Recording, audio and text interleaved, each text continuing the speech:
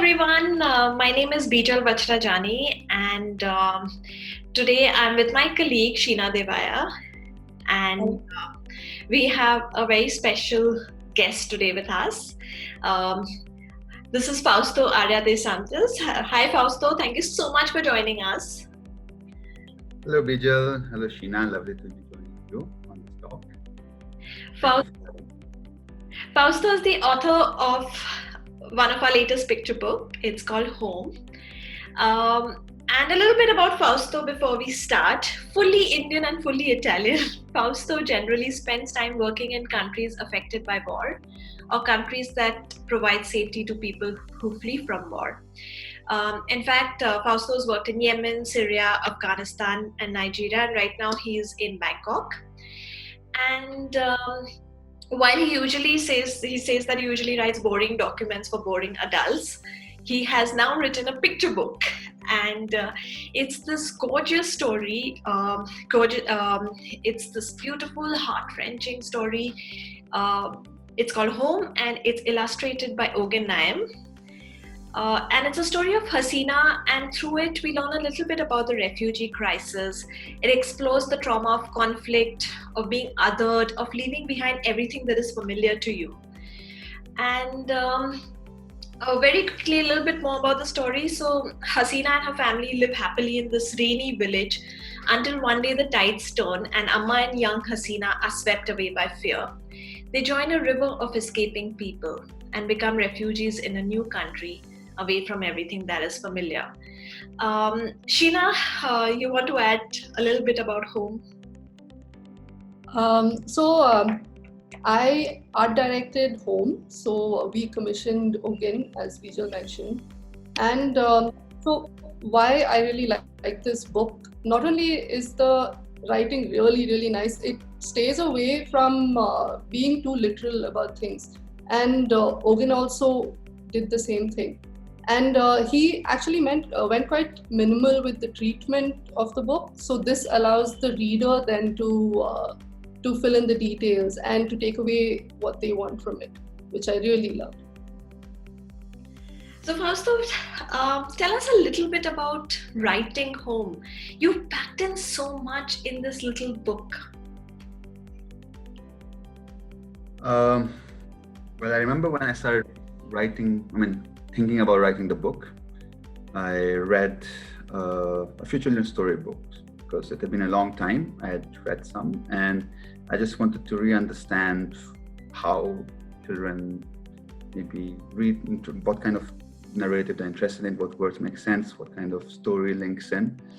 And I remember thinking that a lot of picture elements is what kind of was coming out, something that weaved through the imagination.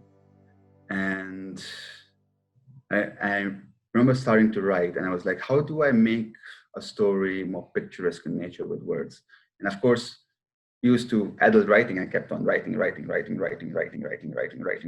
was like, oh, this is too long. So how do I cut off what I've written? And what I wanted to convey was just a journey at the end, a journey from a moment of normalcy to a moment of complete chaos, uncertainty, and suffering and unknown, to a moment of some form of, let's say, stable displacement where some form of normalcy are coming back. The life from before is never the same, where there is a tendency and hope to go back. However, you don't know when that's going to happen, which are the realities of situations of displacement, war, of refugee crises. And I tried to bring that as short as possible. Tell us kind of how did your work filter into this book? Like, what's the story behind that? So a lot of my work is around engaging with people who are affected by these situations and talking to them about the journey, what are the main issues they're currently facing, what are their biggest needs, how do they want to tackle these needs, what do they need to best survive to counter kind of concerns that are emerging. And these can be different in different contexts. And it's that conversation that I've been having with people across different countries, which I wanted to represent? What are the issues that they most conveyed? What are the hopes that they most conveyed? What links in these elements? And even though I've consulted more with adults, children were still around. And I was trying to bring in some of that conversation I had with some of the children. Because as we know, women and children do make most of the people affected by conflict. And often children make up around 40%, 40% of people who are affected by these situations. So one of the things that we were quite fascinated by when you wrote the story, and you talked about this with us, you made Hasina's identity quite clear, but you didn't really situate the story in a real place. Was that deliberate? Yes, I didn't want it to be associated with any specific crisis that we are seeing today. I mean, people have fled war and seek safety throughout history. Population movements have always happened. And I didn't want it to be associated with any ethnicity, any religion, any country, any specific type of conflict, because I wanted everyone to be able to associate themselves with the situation. It doesn't matter where you are, who you are, you could be at any point in time be affected by a conflict.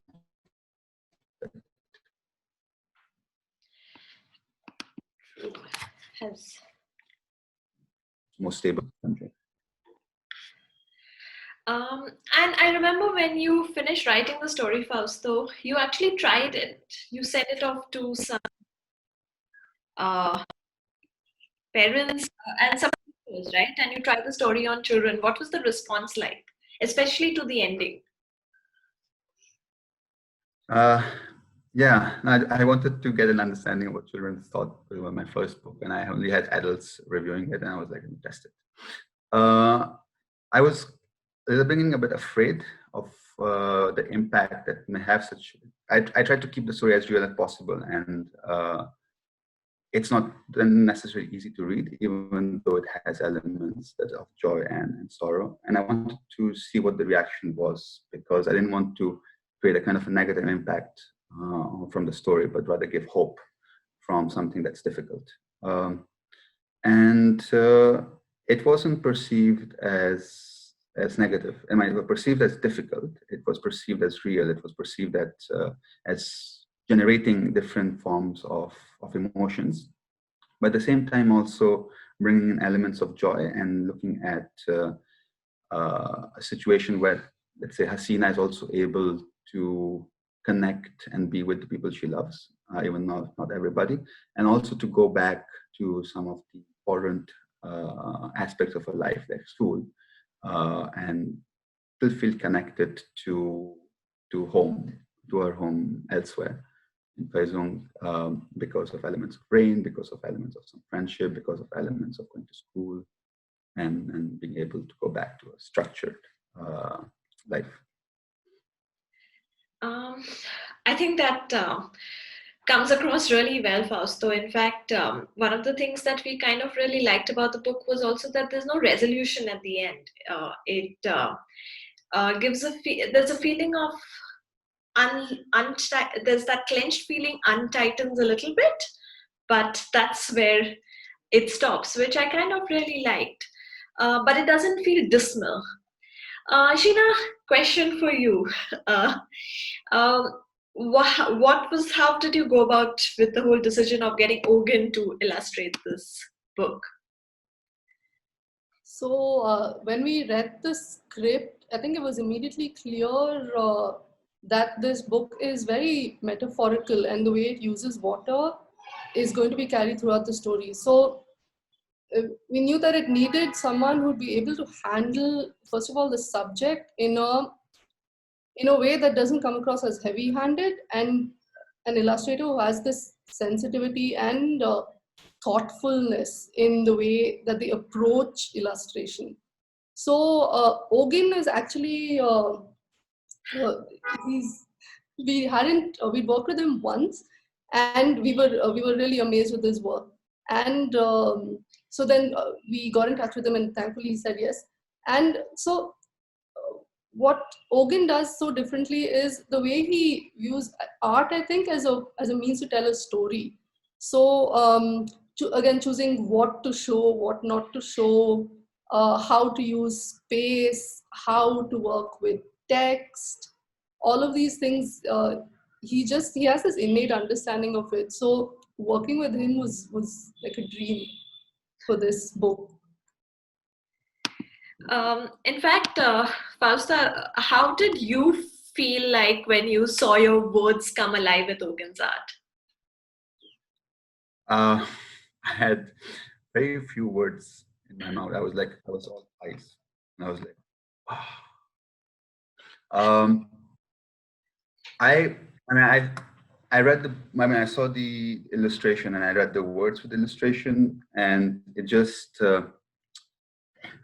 it portrayed all of the feelings I had as I was writing in their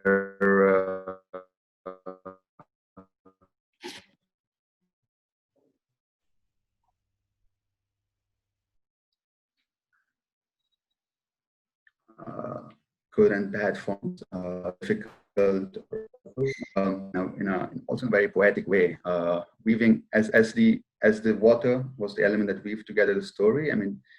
His pictures just weave together so beautifully, and I was feeling a lot more as I was reading, and I also tried to look at the images without the words, and the story made complete sense. It was just I was amazed. I could not have thought of a more beautiful way to depict the story. Words that became the little part of it, and the illustration for me was just Yeah, I think we felt the same way, right, Sheena? Yeah. So, first, we're at a very strange time across the world as we record this, and children and adults are going to listen to this video on World Refugee Day. Why do you think it's important to tell such stories in children's literature?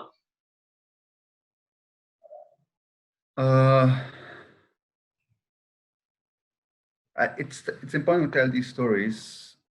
I come generally first because we need to feel associated with the kind of realities different people live across the world, and we may not necessarily be either aware of it or be able to empathize with them.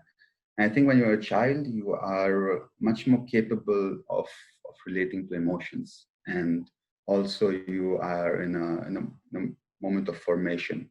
What you value more, what you think more is important, and that element of association with the reality that other people live, I think is very important, because often the anger, the hate that we feel as a society, as people against others, stems by us not being able to really understand what other people are living and why they make those decisions.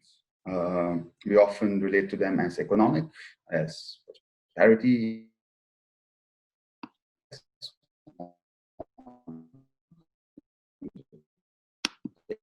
take away something from us, makes migration. When people don't have a choice, they flee. And it's not because they have a choice. So that element of, or otherwise the anger, is something that we see much more in adults. Yeah, I think perhaps it is literature sometimes does help you.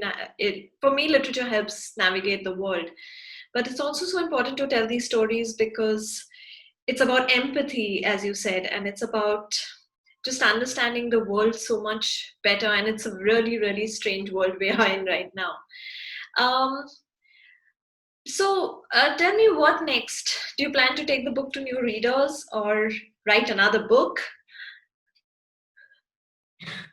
Well, some of the people who read the books at Fausto definitely should be writing another book. I'm waiting for Bijal to be, again, pedantic enough and tell me, Fausto, you should write another book. Okay, let's talk about this next time. I definitely will be writing a lot more boring documents for adults. And hopefully I get bored of it soon and I'll write some more for children on maybe this team, maybe some other team. But I have really enjoyed my collaboration with Pratham. Thank you so much, Sheena, Bijal, the whole team. And maybe, yeah, maybe more. But I look forward to reading more of your books too. No, thank you for writing something so beautiful, Fausto. But I do have one question for you, and it's a very important one. What is your problem with Beetroot? There is this when she says, I love the rain, but sometimes I completely disapprove of it. It's not as bad as Beetroot. Well, I don't have a problem with beetroot. I actually really like beetroot and I have a lot of beetroot juices. I put Karela at first because that's usually what people don't like. Karela juice is not the best thing to have. But Aparna said beetroot and I was like, beetroot? Yeah, beetroot. I said, okay, if that's what children don't like, let's go for beetroot. Aparna is the deputy editor on the project, for those who don't know. Last question before we get to hear Fausto to read. What's Hasina's life going to be like after the end of the story, you think? Well, it's up to the reader to think, explore, wish. A little bit of a fact in terms of refugee crises. Refugee camps tend to have a life of over 17 years on average. So what the future is going to be, it's up to you and also up to the kind of imagination. Bring it to reality, 17 years, but also depends on which kind of governments host and refugee situation, what kind of reality and situation is in the country they originate from. When persecution finishes, people go back home. Here's to a kind of future, yeah, Fausto. So shall we move to the reading then? We shall.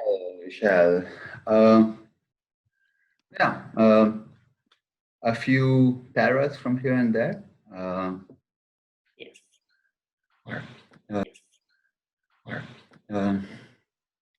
Tip, top, trip, drop. I sing with the rain, jumping over puddles on my way home from school. The crinkly metal sheets covering the houses in our village sing along. Tip, tip, drop, drip, drip, top. I love the rain, but I sometimes completely disapprove of it. It's not as bad as beetroot, but I get annoyed when the sky can't decide if it's happy or sad. Again, I complain to the clouds. Again, the clouds send down a never-ending river of droplets. And then a bit much later in the book, when the situation is more chaotic, all I have in my hand is Amma's hand, and all I can do is hold it tight. Everyone is holding someone or something or carrying someone. And so we run. We run west with hundreds of other people. Just like many droplets create a river, we form a river of flowing west. Each droplet is a person walking, running, stumbling. This never-ending river crosses rice fields, orchards, forests, and hills. New droplets join. Many are lost along the way. But the droplets I want the most, Abbu, Dada, Mummy, the rest of the family, never join the river. And for the rest, it's for you to explore and find out. I think I get goosebumps every time I read this part, Fausto. No, Sheena, what about you? Completely, yeah.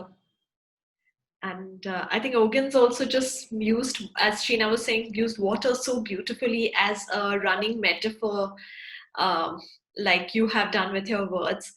But thank you so much, Fausto, for being with us and for writing this beautiful book. You can all read this book on storyweaver.org.in for free in multiple languages. And hopefully there will be a print edition out soon. And yes, thank you so much, Fausto and Sheena. Thank you. Thanks for joining us, Fausto. And as a reader, let us know what you think. And if there's any other topic on these kind of conflict and crisis that you would like, and then you can see and enjoy the poetry of those illustrations. They're beautiful. And we like the book. Thank you, Bijal. Thank you, Sheena. And happy World Refugee Day. And if you don't know why today is World Refugee Day, find out. Maybe read a few articles of the Refugee Convention and why it exists.